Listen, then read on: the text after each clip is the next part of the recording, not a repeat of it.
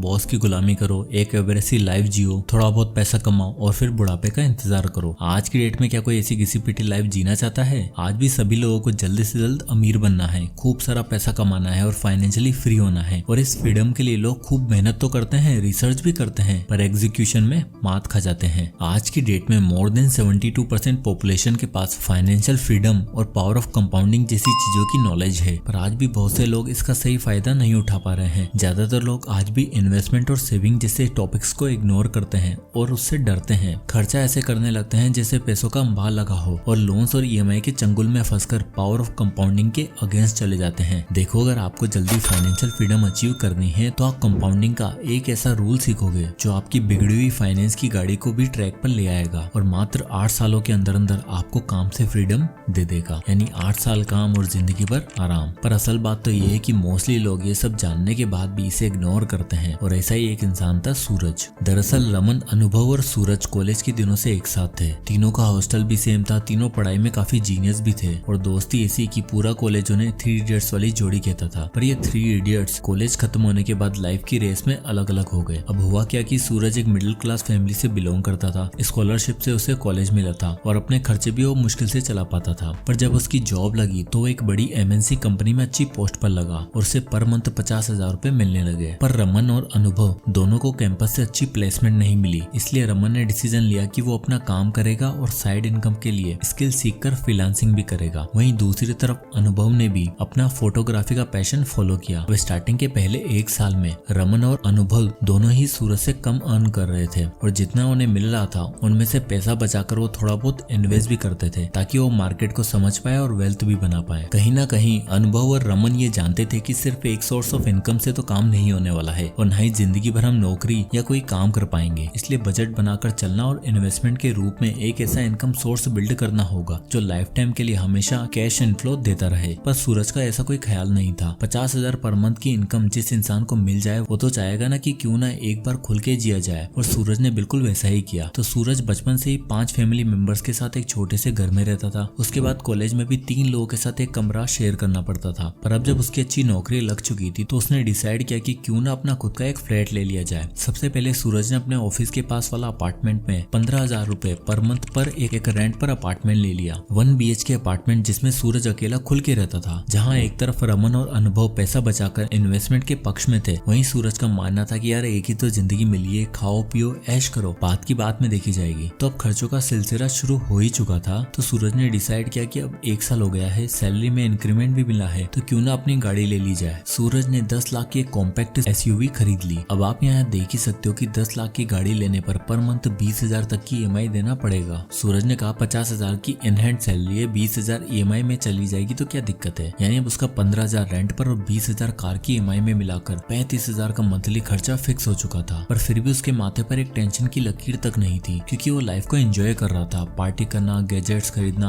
Up to date रहना उसकी फितरत बन चुकी थी। धीरे धीरे समय बीता और 5 साल गुजर जाते हैं। इसी बीच सूरज की सैलरी 80-90 हजार के आसपास हो चुकी थी और वो उतना ही खर्चीला बन जाता है। इसी बीच में रमन और अनुभव की भी याद आती है, तो दोनों को कॉल करता है और एक फेमस कॉफी शॉप पर बुलाता है। 5 साल बाद फिर से तीनों 3 इडियट्स मिलते हैं। पुरानी कॉलेज की बातें, लाइफ की बातें हुई और इसी बीच सूरज ने पूछ लिया कि भाई तुम दोनों की फाइनेंशियल लाइफ कैसी चल रही है, सैलरी वगैरह सब सही है ना, घर गाड़ी ली या फिर नहीं। इस पर रमन ने बताया कि भाई सब बढ़िया चल रहा है, मैं आजकल फ्रीलांसिंग और एक ऑनलाइन बिजनेस कर रहा हूँ जिससे मुझे महीने का आराम से 70,000 रुपए मिल जाता है। और बात रही घर और गाड़ी की, तो भाई घर तो पहले से ही था और गाड़ी का यार मुझे कोई ऐसा शौक नहीं है। नॉर्मली गाड़ी रखी है जिसमें सबको कंफर्ट मिल जाए। बाकी थोड़ा बहुत पैसा बचाकर हर महीने इन्वेस्ट भी कर लेता हूँ और साथ साथ में रिटायरमेंट प्लानिंग भी चल रही है। इन्वेस्ट? सूरज उससे पूछता है भाई तुम इन्वेस्ट भी कर लेते हो, कितना इन्वेस्ट करते हो और कोई फायदा हुआ इन्वेस्टमेंट करने से? भाई मैंने तो एक बार क्रिप्टो कॉइन में इन्वेस्ट किया था, मेरा सारा पैसा डूब गया। तब से ये स्टॉक मार्केट, क्रिप्टो वगैरह पर मेरा विश्वास ही नहीं है, इसलिए अपना सारा पैसा खर्च कर देता हूँ और उससे खुशियां खरीदता हूँ। इसी बीच सूरज अनुभव को टोकते हुए कहता है कि तुम्हारे क्या हाल है भाई, फोटो वगैरह सही चला है? इस पर अनुभव हंसते हुए जवाब देता है हाँ भाई बढ़िया चल रहा है। स्टार्टिंग का पहला साल काफी स्ट्रगल करना पड़ा, पर अब एक स्पोर्ट्स कंपनी में स्टेबल जॉब लग गई है, महीने का 80,000 तक आ जाता है। और अब मेरी इंस्टा प्रोफाइल पर भी इतने फॉलोवर हो गए हैं कि कॉर्पोरेट इवेंट्स की गिग भी कर लेता हूँ। 25-30 हजार रुपए एक्स्ट्रा तो वहां से आ जाते हैं। इतना सुन के पहले तो सूरज को हजम नहीं हुआ, फिर बाद में उसने अनुभव से भी सेम सवाल पूछा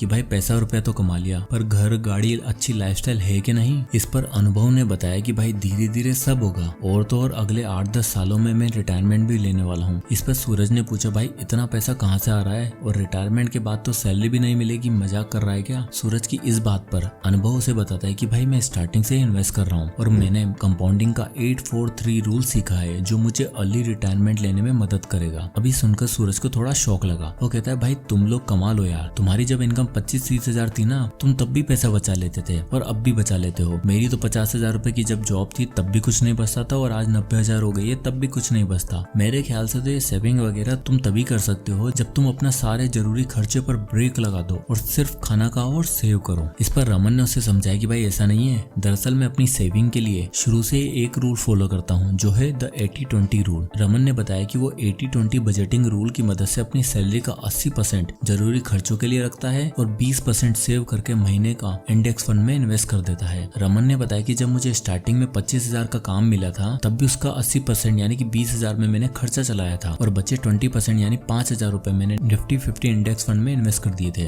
और आज 25 की एज में मेरी सैलरी 70,000 है, तो मैं आराम से हर महीने 14,000 रुपए पर मंथ इन्वेस्ट कर लेता हूँ। रमन की बात को कंटिन्यू करते हुए अनुभव कहता है कि भाई मेरा भी कुछ ऐसा ही हाल है। स्टार्टिंग में मुझे भी काम सीखना था, इसलिए छोटी शुरुआत करी और बचत की आदत लग गई। मैंने कभी भी फ्लैट रेंट पर नहीं लिया, डेली ट्रेवल करके अपने पेरेंट्स के घर पर ही रहता था। किराया बच सके इसलिए मेट्रो में ट्रेवल करना पसंद करता था, तो खर्चे कम थे और बचत हो जाती थी। वहीं से आदत लगी और आज देख मैं महीने का 30,000 तक सेव करके इन्वेस्ट कर देता हूँ। और कंपाउंडिंग का ये 8-4-3 रूल मुझे अगले 8-10 सालों में एक अच्छी खासी वेल्थ बना कर देगा। सूरज ये सब सुनकर बोर हो गया। उसने बोला क्या यार तुम अभी से दोनों बुड्ढों वाली बातें कर रहे हो, 25 साल में रिटायरमेंट की कौन सोचता है? और भाई ये मार्केट बहुत रिस्की काम है, कोई पैसा नहीं बनेगा, उल्टा गवा दोगे। आराम से नौकरी चाकरी करो और मेरी तरफ लाइफ एंजॉय करो यार। इस पर अनुभव को बहुत बुरा लगा और उसने बोला कि यार जो तू अभी इतना बोल रहा है ना, एक काम करते हैं कुछ सालों बाद मिलते हैं, फिर देखते हैं क्या होता है। सूरज बिल पे करता है और तीनों दोस्त बाहर निकल जाते हैं और फिर सब अपनी अपनी लाइफ में सेटल हो जाते हैं। और देखते देखते 8 साल निकल जाते हैं, सबकी शादी हो जाती है और सूरज अब ले लेता है एक नया घर, 60 लाख का एक 2 BHK अपार्टमेंट। और ये अपार्टमेंट वो और उसकी वाइफ मिलकर EMI पर लेते हैं। और अब आप देख ही सकते हो कि 50 लाख के लोन पर लगभग 45,000 पर मंथ की EMI पे करनी पड़ेगी। अब सूरज और उसकी वाइफ दोनों पैसा कमाते थे, तो उन्होंने डिसाइड किया कि ये घर ले लिया जाए। पर जिस हिसाब से सूरज के खर्चे थे, उसके और उसकी वाइफ का 1.5 लाख की इनकम होने के बावजूद उसके पास कुछ नहीं बचता था। अब सूरज की हाउस वार्मिंग पार्टी पर रमन और अनुभव दोनों आते हैं। फिर से एक बार इनकम डिस्कस होती है, तो इस बार रमन बताता है कि भाई इन 8 सालों में मैंने 14,000 रुपए मंथली इन्वेस्ट किया है और आज मेरे पास 12% रिटर्न के हिसाब से 22 लाख की वेल्थ बन चुकी है। वहीं अनुभव ने बताया कि भाई इन 8 सालों में मैंने 30,000 पर मंथ इन्वेस्ट किया और हर साल 10% का स्टेप अप भी किया और आज 8 साल बाद मेरे पास 12% के हिसाब से लगभग 63 लाख रुपए की वेल्थ बन चुकी है। ये सब सुनकर सूरज हैरान रह गया। उसने सोचा कि यार हर महीने मैं 45,000 रुपए फिक्स्ड खर्चा करता हूँ और मेरे पास फिर भी रिटायरमेंट के नाम पर एक फूटी कोड़ी नहीं है। वहीं ये दोनों 14 और 30,000 का इन्वेस्टमेंट में 23 और 60 लाख के मालिक हैं। अब जाकर उसे एहसास हुआ कि वो कितनी बड़ी गलती कर रहा था और इसलिए वो अनुभव से पूछता है कि भाई जरा वो बताइए वो 8-4-3 रूल के बारे में क्या था। इस पर अनुभव बोलता है कि भाई 4 साल और रुक जा, तुझे अपने आप पता चल जाएगा कि पावर ऑफ कंपाउंडिंग क्या होती है। सूरज ने कहा भाई मुझसे बहुत बड़ी गलती हो गई, मैंने लाइफ को कभी सीरियसली नहीं लिया। अब अगले 20 साल तक मेरे सर पर ये कर्जा तांडव करेगा और मुझे 60 की उम्र तक काम नहीं करना। उल्टा आजकल जॉब सिक्योरिटी का भी कोई भरोसा नहीं है। हमारे ऑफिस में 23 साल से काम कर रहे वर्मा जी को अप्रेजल के time we no longer need your services बोलकर निकाल दिया। बता यार ये तो हाल है हमारे नौकरी की दुनिया का। इसलिए मुझे अब लग रहा है कि मुझे भी तुम दोनों की तरह इन्वेस्टिंग करनी चाहिए थी और रिटायरमेंट प्लानिंग के लिए कुछ फंड्स बनाकर रखने चाहिए थे। ये सब सुनकर अनुभव सूरज को अपना पोर्टफोलियो दिखाता है और उसे एक कैलकुलेशन की मदद से समझाता है। तो ये 8-4-3 रूल कहता है अगर तुम्हें जल्दी रिटायर होना है तो तुम्हें सबसे पहले अपना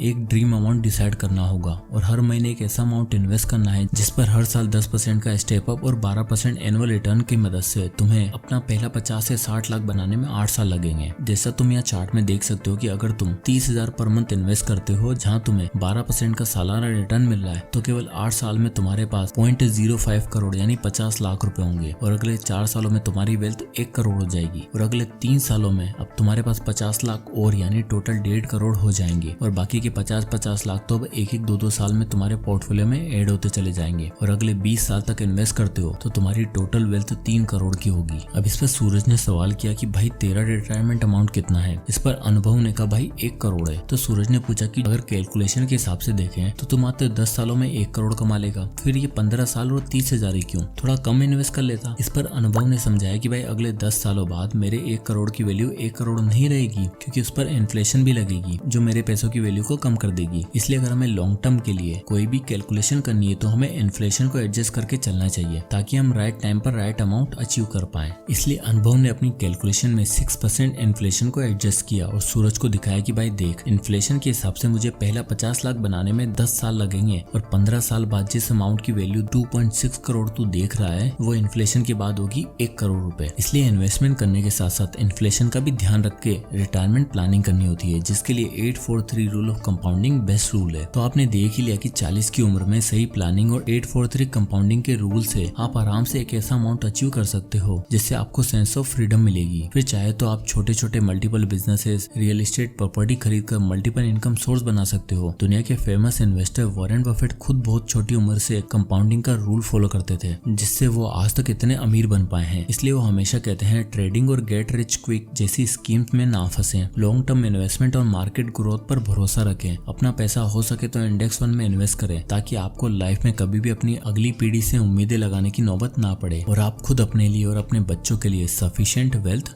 बना पाओ। जय हिंद।